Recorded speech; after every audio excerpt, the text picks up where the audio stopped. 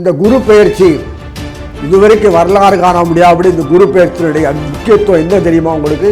பணம் கொட்டும், சொத்து வரும். எப்படி வரும்? உங்கள் கைக்கு சொத்து வந்து சேரும். பணம் பொருள் மட்டும் இல்லை, மனைவி வருவா. எப்படி வருவா? என்னை நம்பி வருவாள். குழந்தை குட்டி சந்தான பாக்கியம் கிட்டும், உறவுகள் மெச்சும் விய்யும், அதுக்கு மேலே புகழ் பாடும். ஜீவனம், ஐயோ அன்றாட வாழ்க்கையில் ஜீவனம் வாங்க சொல்ல போதும் நீ புலம்புவீங்க. அது புலம்பல் போகும். அவனே வாழ்க்கை பெரிய போஸ்ட் கொடுப்பான், வேட்டு கொடுப்பான். அதெல்லாம் கண்கூடாக நடக்க போகிற விஷயம். இதை பற்றி வீடியோவில் விளவாரியாக சொல்லியிருக்கேன்.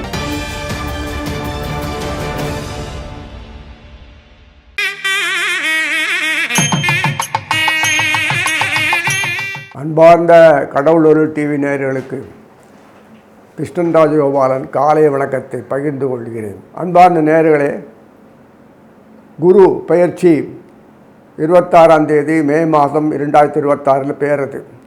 அதாவது இந்த வைகாசி மாதம் சொல்லக்கூடிய அந்த மாதத்தில் 12ஆம் தேதி குரு அழகாக பெயர்றார் கடகத்துக்கு.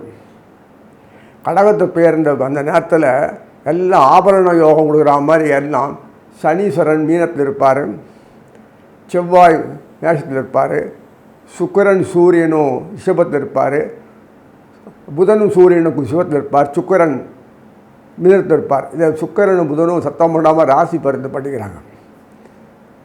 ஏன்னா சட்பல் வளைவில் இருக்குது.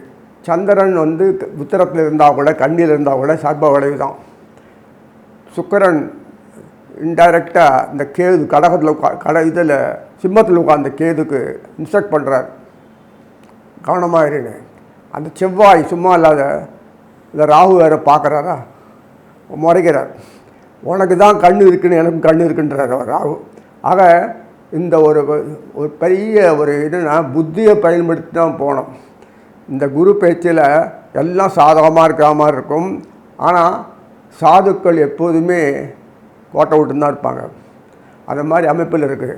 ஆனால் அதிசாரத்தை போன பிறகு குரு கொஞ்சம் நிம்மதியாக மூச்சு விடுவார். ஏன்னா பாம்பு அந்த மாதத்துலாம் கிளம்பி மேலே போய்டுறதுக்கு இந்த மாதிரி ஒரு ட்ராமா ஆடிட்டு இருக்காரு.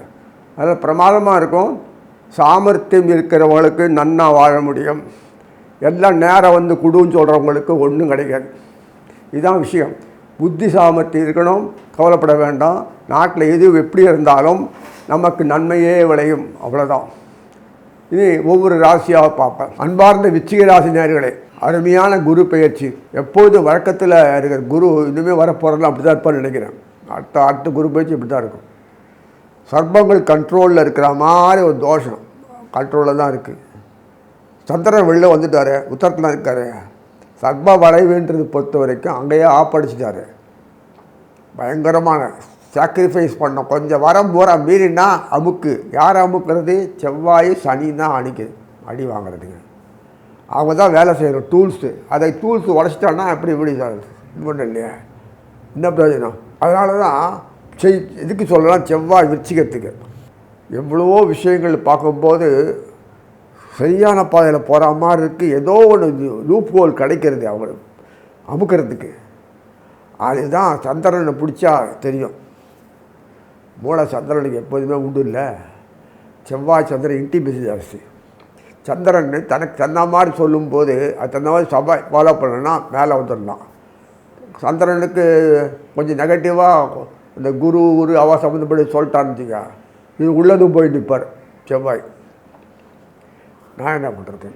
குரு வேண்டியவர் தானே செவ்வாய்க்கு, சந்திரனுக்கு வேண்டியவர் தானே. ஏன் அப்படி இருக்குது? இதை பாருங்கள், விச்சிகத்தினுடைய பாக்கியத்தில் செவ்வாய், அந்த பாக்கியம் சொல்லக்கூடிய கடகத்தில் உட்காந்து செவ்வாய் குரு வந்துட்டார்னா இவர் பூர்வ புண்ணியாதை எடுறார் விச்சிகம். 2 பேரும் இன்டிமேசி பாருங்கள். அங்கே பார்வை கிடைக்கும். வேறு குருனுடைய பஞ்சாது பார்வை விச்சிகத்துக்கு கிடைக்கிறது இல்லை, தோஷம் போயிடுறது. பாக்கியம் அதே மாதிரி விச்சிகத்துக்கு மீனத்தினுடைய சனீஸ்வரனை பார்க்கக்கூடிய பாக்கியம் கிடைக்கிறது இல்லையா, அதுவும் தோஷம் போயிடுறது. வீரிஸ்தானாமதி சனீஸ்வரன், சுகஸ்தானம் சனீஸ்வரன், தோஷம் போயிடுறதா இல்லையா, பூர்வ போடு 3-4 தோஷம் போயிடுறது. அதே குரு ஜென்மத்தை பார்க்குறார், விச்சிக்கிறது தோஷம் போயிடுறது. இப்படி செவ்வாய் ஆக்டிவேட் பண்ணுறது அவரே. சுக்கராச்சாரியர் ரொம்ப ஹெல்ப்ஃபுல்லாக இருக்காடா இதில். செவ்வாய் வாலண்டியராக சர்வீஸ் பண்ணி எல்லாம் பண்ணுறார். குருவோட இன்டிமசி, பூர்வ புண்ணியாதி குரு, அதே தனாதிபதி குரு, அவை கூடயே இருந்து அனுகூர்த்தி பண்ணுறதுனால பெரிய பாக்கியம் கிடைக்கிறது. சர்ப்பங்கள் விச்சிகத்துக்கு ஒரு கை பார்க்க தான் செய்யும். அது ஏன்னு கேட்காதீங்க.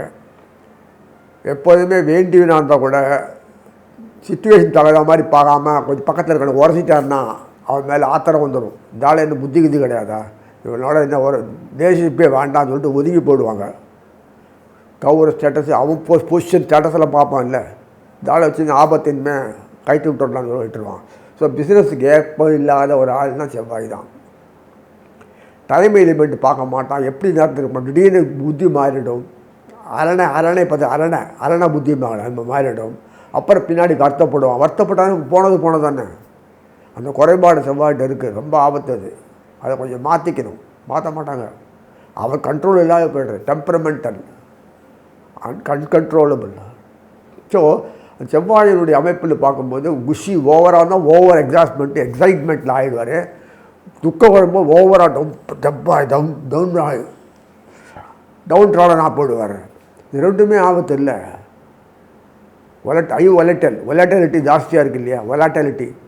ஸோ அதனால் இதெல்லாம் செவ்வாயினுடைய இயற்கை. ஏன்னா அவர் தான் சுவைகளுக்கு காரணம், அத்தனை சுவைகளுக்கு காரணம். குரு பிரமாதம்.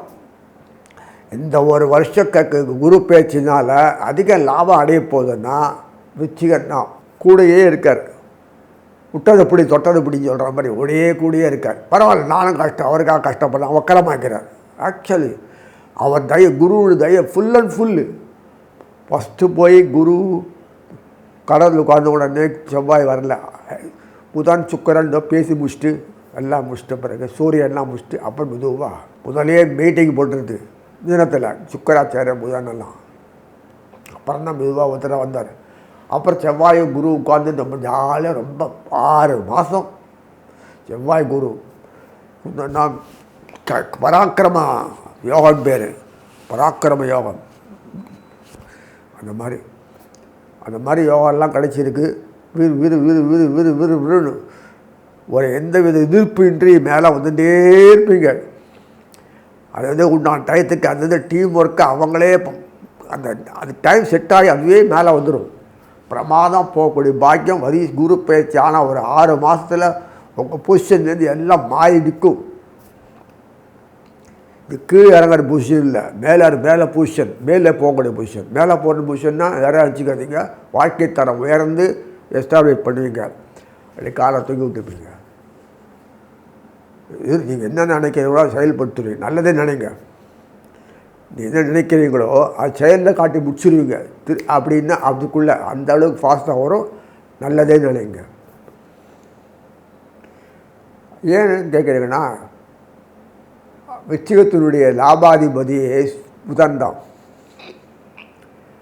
அட்டமாதிபதி சொன்னால் கூட லாபாதிபதி புதன். இந்த குருவுக்கு எப்படியோ அதே மாதிரி எப்போதுமே செவ்வாய் வச்சு ஏன் அட்டமாதி காட்டுறேன்னா அவன் லாபாதி பொசுகாக பண்ணும்போது புத்தியை பயன்படுத்திட்டு அதை கூட சூப்பர் ப்ராடக்ட்ஸ் அது மார்க்கெட்டில் டிமாண்ட் இல்லை. அது ப்ராடக்ட் விற்கலை, சரியாகலை, ஏதோ ப்ராப்ளம் இருக்குது. அது இது சூப்பராக மார்க்கெட் இது போகிறது. இது பாருங்கள் எப்படி இருக்க பாருங்கள். வலையும் சாதாரண ஆவரேஜ் இந்த லெவல் தான். அப்படி புஷ் பண்ணி அந்த சொல்லி தலை கட்டி விட்டுருவான் பிஸ்னஸ் மேனுக்கு. ஒரு ஆல்டர்னேட்டிவ் ஒன்றும் இல்லை. அந்த ஆல்டர்னேட்டிவை அதை விட சூப்பராக இருக்குதுன்னு சொல்லிட்டு டிமாண்ட் ஜாஸ்தி இப்போ இருக்குது. ஆர்டர் நிறைய கிடைக்கிது. அதனால் இதுதான் பார்ப்போம். நல்லா இருக்குது, இதுதான் டிமாண்ட். இப்போ அது சரக்கு வரல, இன்னும் வந்தவொடனே அவன் சொல்கிறேன் உங்களுக்கு, இது வாங்கி பாருங்கள், அது வரைக்கும் யூஸ் பண்ணுவாங்க. அது சொல்லி தலை கட்டுருவோம்.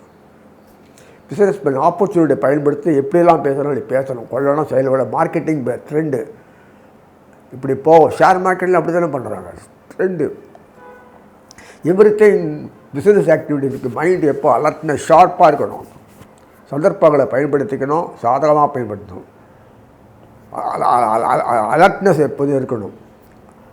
இதெல்லாம் நிறைய இருக்குது.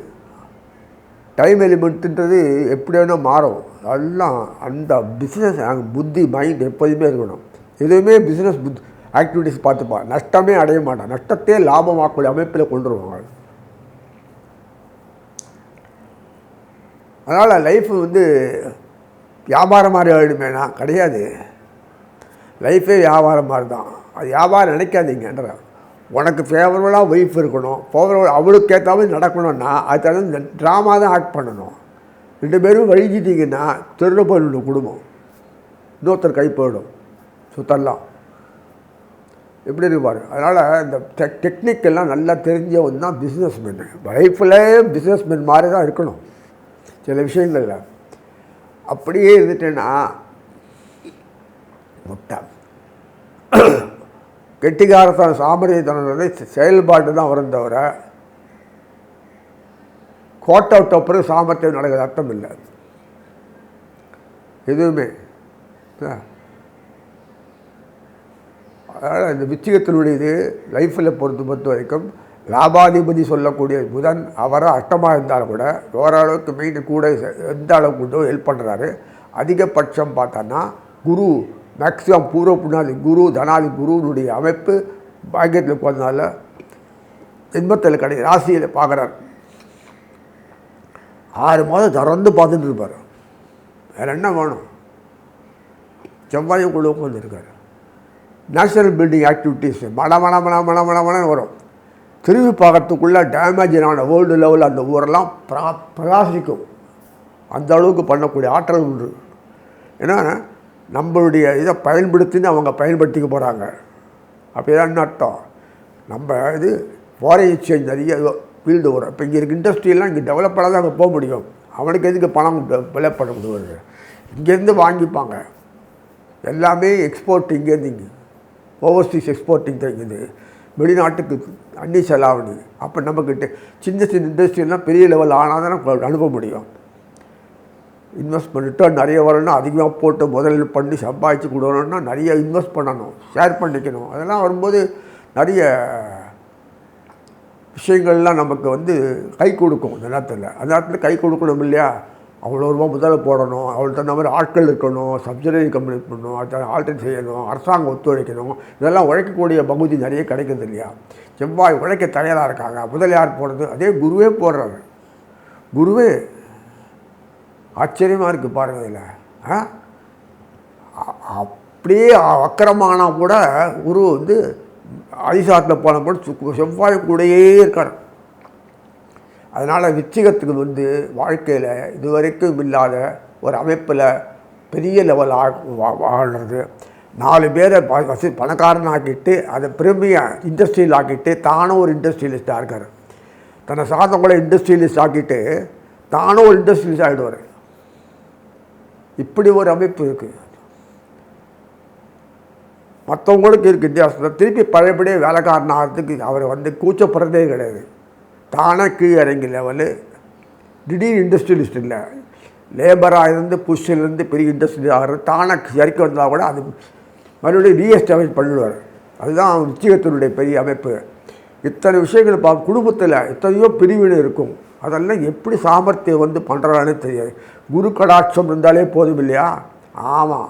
அதனால் தனக்கு ஏற்ற மாதிரி சொன்ன மாதிரி எந்த வித காரியங்களை பண்ணினாலும் குடும்பம் மறுபடியும் விருத்திக்கு வரும். குழந்தை குட்டிகள் விருத்திக்கு வரும். அல்லோ அங்கேயோ அலையுறதெல்லாம் ஒன்றா சேரும். கருத்து வீட்டில் வேணா மாறி போய் யூனிஃபார்ம் ப்ரொசீஜரில் வரப்போம். ஆயுஷ் நல்லா இருக்கும், ஆரோக்கியம் நல்லா இருக்கும், விசிபிலிட்டி நல்லா இருக்கும், எல்லாமே நல்லாயிருக்கும். வாழ்க்கையில் பேசக்கூடிய ஒரு தொனி இருக்குது இல்லையா? செவ்வாயினுடைய கொடி அது அழகாக அருமையாக மாறிடும். ரசனை அந்த ரசனையோட வாழ்க்கையில் மாறும். இதெல்லாம் வாழ்க்கையில் இது வரைக்கும் இல்லாத ஒரு பெரிய மாற்றங்களை இந்த விச்சிக ராசினியர்கள் கிடைக்கும். அது எல்லாம் உங்கள் நன்மைக்கே சந்தோஷமாக அனுபவிச்சு வாழ்க்கையில் இந்த குருவுடைய பேச்சை முழுக்க அனுபவிக்கணும்னு பிரார்த்திக்கிறேன். கடவுள் அருள் டிவியை பார்த்தமைக்கு நன்றிகள். மேலும் இது போன்ற தகவல்களை தெரிந்து கொள்ள கடவுள் அருள் டிவியை சப்ஸ்கிரைப் செய்யுங்கள். மறக்காமல் பெல் ஐக்கானை கிளிக் செய்யுங்கள்.